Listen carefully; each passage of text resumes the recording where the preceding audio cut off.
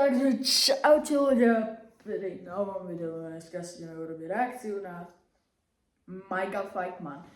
Lebo že hraj za bohem Robloxu. Som na to zvedavý, čo sa tam bude kecať. My môžeme ísť na to. Dnešní videjko nebude úplně tak jako pozitivní pro lidi, co hrajou Roblox, protože tady máme video o týko, co se říká Šmuhel a jmenuje se Konec Roblox. Šmuhel. No, Já možná asi tak jako tuším, co se v tom Robloxu bude dít, protože oni No, plánují něco ve smyslu toho, že budou chtít ověřování občanky, nebo pro... Ne. Jako Fatman.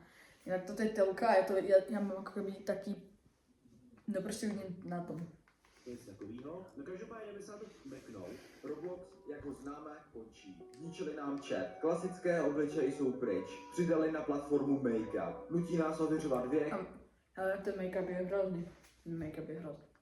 A teď dokonce musíš platit za to, abys vůbec mohl vytvářet hry. A to je Jo, ne. jen to, co mě vůbec napadne z hlavy. Tahle platforma v poslední době chrlí změny, které totálně ničí ten pravý zážitek z Robloxu, kteří noví hráči už nikdy nepoznají. Pojďme se nejdřív bavit o avatarech, protože to je... To mě zajímalo, no, co jako by už... No akože tie avatáry sú také, to je najväčší point, ktorý začal, lebo fejsky dali preč, že vraj už plánujú t-shirtka.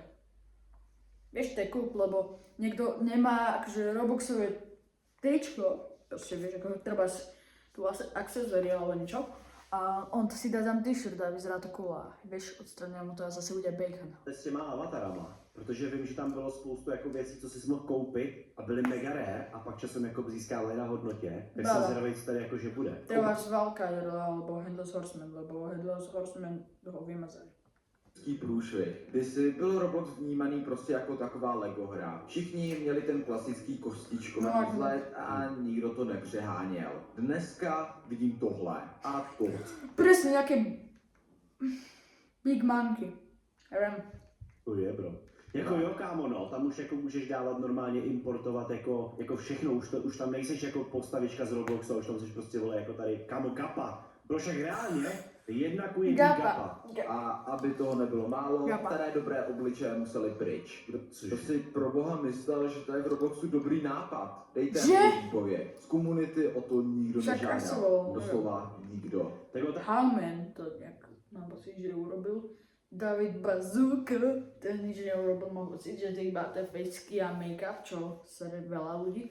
Jestli se nemění nějaký policies, že oni prostě musí potom třeba ty obličeje jako měnit nebo prostě přidávat něco nového, aby jako inovovali i pro ty hráče, co už tam jsou jako dlouho, aby jako i ti hráči, co už to hrajou dlouho, tak měli jako prostor pro to jako to trošku jako vylepšit, nebo jako teď mě dobře poslouchej. Petardy. Ty si sice nekoupíš, ale můžeš si koupit třeba použitý iPhone, nebo jiný. Prečo to nevšimneme, že?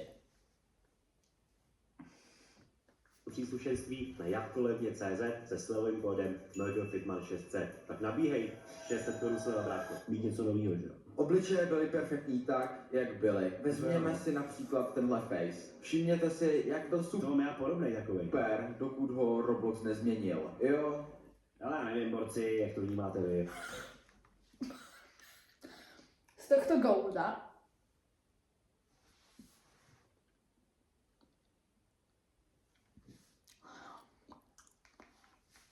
ale za mě to není nějaký big deal. Ale oči zůstaly stejný a držka se změnila, no, tak jakoby. Hele, dívej, zase to není jako big deal, bro. Teď vypadá dost různě. že není big deal. To udělali, protože oprava a aktualizace těch starých obličejů zabírala moc času. Ale no tak, vždyť generujete miliony a miliony dolarů. Kdyby to zabralo trochu času navíc, nikoho by to nezabilo. Hej, borci, nemůžete říct jakoby lidem, co vydělávají peníze, že hej, bráško, však vyděláváš peníze. Tak on nezarába iba nejaké peniaze, on zarába bilionárne. A ešte si zhoršuje, takže ani ti vknem. Teraz čo tam ja povieš, no tak akože low-key true, ale akože je to bilionár, akože ničí sám seba, hej, všetci začínajú hrávať za seba ako. Takže chápeš.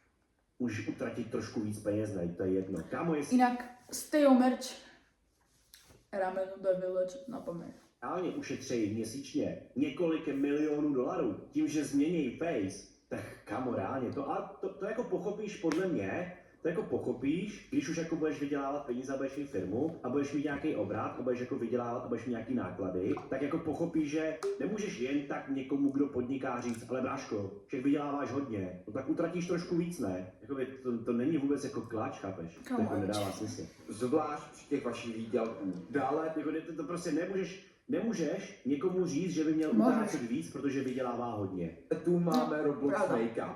Zase. Jako to je crazy, no tohle. Ale Toto je najhoršie. Toto, veď kámo, akože pre dievčatá je to možno dobré, ale tak treba kto si kúpi toto, akože vlajku na tvár, akože Zas nevím, no, jakoby, to není zase tak jako hrozný, ne?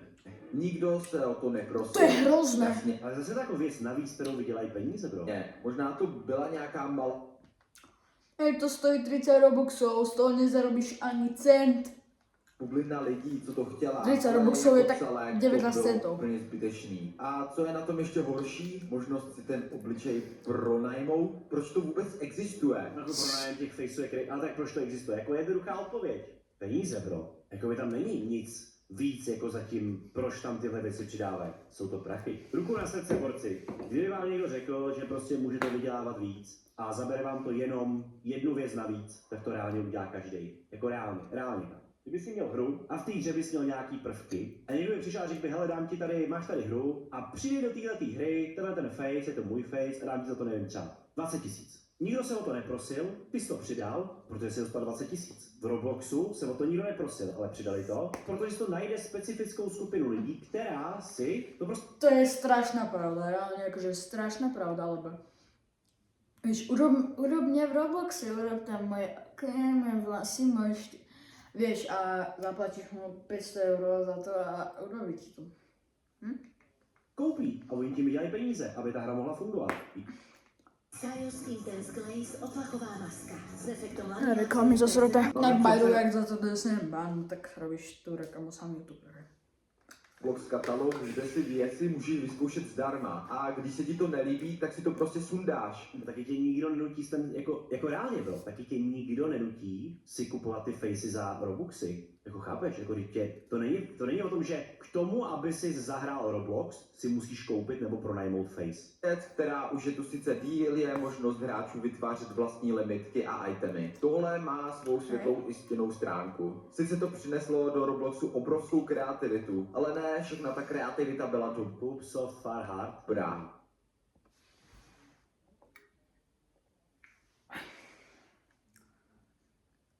Dát hráčům možnost dělat si vlastní limitky byl nakonec docela zbytečný krok. A teď nejhorší A zase krok, který jim jako vydělal peníze, že jo? Nebo měl za účel vydělat peníze, no. ze všeho. Hej, lebo ty akože keď si urobíš limitku, no tak ľahko skenieš, lebo to není od Robloxu.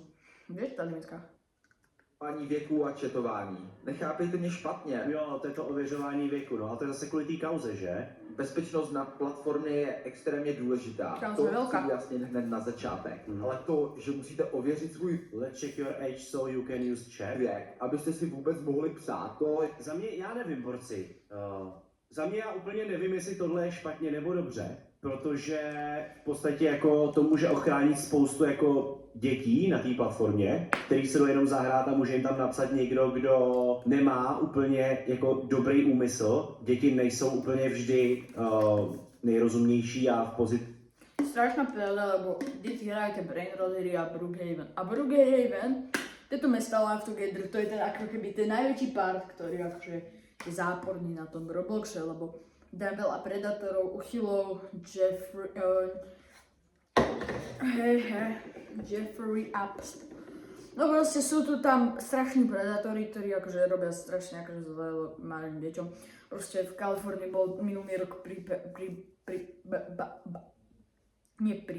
bol prípad, že nejaký typek nalakal v Brookhavene a potom sa stretli v realite a dostala headshot, takže kdy se jako uvědomují jakýkoliv následky nebo cokoliv, takže To je už prostě moc. Představte si, že hrajete hru a nemůžete s nikým interagovat. V tu chvíli to působí jako tak jako z pohledu rodiče si myslím, že to je hodně v pohodě tohleto. obyčejná single player hra. Zkuste si představit, Asi, že že to byste rodiče museli mu- ověřovat věk. Ešte, že to tu akože na Slovensku väčšinou neriešia, alebo Roblox je taká hra. Keď si povieš, že to je detská hra, ale akože mohli by tam dať nejaké niečo, že nedali tam, že aby si môžeš četovať so všetkými, ale vieš, keď sa ideš skenovať, tak ty môžeš skenúť hoci koho chceš, vieš. Takže to je ten cooked part. Fortnite nebo v Minecraftu, jen abyste mohli mluvit. Jasně. Jakože za mě, jo kámo, já třeba, borci, nevím jak to máte vy, asi možná se neshodnete s mým názorem, ale já bych prostě všechny účty kompetitivních a vůbec v online hrách vázal na občanský průkaz. To by vyřešilo. Čakaj, tam je Epstein. A že je to pravda, ale ja by som tam nedal. A ak sa ti to bude kopať. Nie. To by som na vyřešilo tolik problémů. Chceš hrát tuhletu hru? Občanský průkaz. Nemáš občanský průkaz? Občanský průkaz tvých rodičů.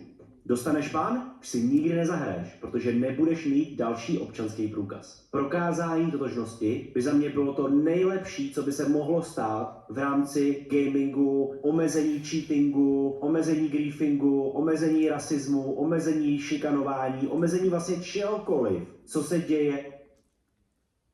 A tak šikanu a takéto veci je, že rasista a cheaty a hacky, to nezostavíš proste. Vždycky si nejaký hacker, cheater nájde nejakú cestu. Vieš, že vždycky, úplne, že vždycky je to, že stredne cooked a no.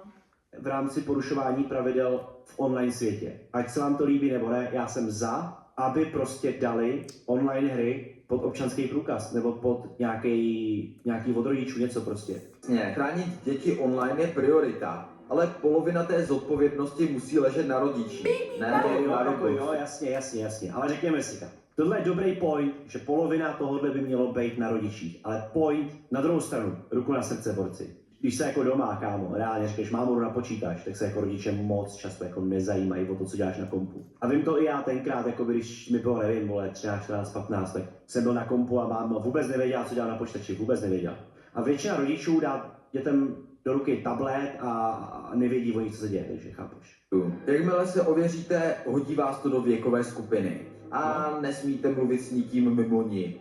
Takže Za mě styl, kámo, já nevím, já asi jsem s tím v pohodě. pokud je vám 16, nemůžete se bavit s 12letými ani s lidmi nad 18. Připojíte se tak na server Jako v 16 s lidmi na 18, je to takový prostě sporný, no. Ale jako má to svoje opodstatní, hele. Já s tím jako souhlasím. a zjistíte, že s polovinou hráčů vůbec Já jsem nemusíte. neřekl, že jsem neměl počítač. Já jsem měl počítač, ale ten počítač byl v tak hrozném stavu, že se na něm moc jako nedalo hrát, no. Můžete komunikovat. Prostě mě nedávejte na server s lidmi, se kterými nemůžu psát. Někdy si chcete zahrát s rodinou a nemůžete se ani dorozumět kvůli bezpečnostním filtrům. Tak si jako zavoláte, ne? Chci si zahrát s rodinou a nemůže se to rozumět kvůli bezpečnostním filtrům v Robloxu.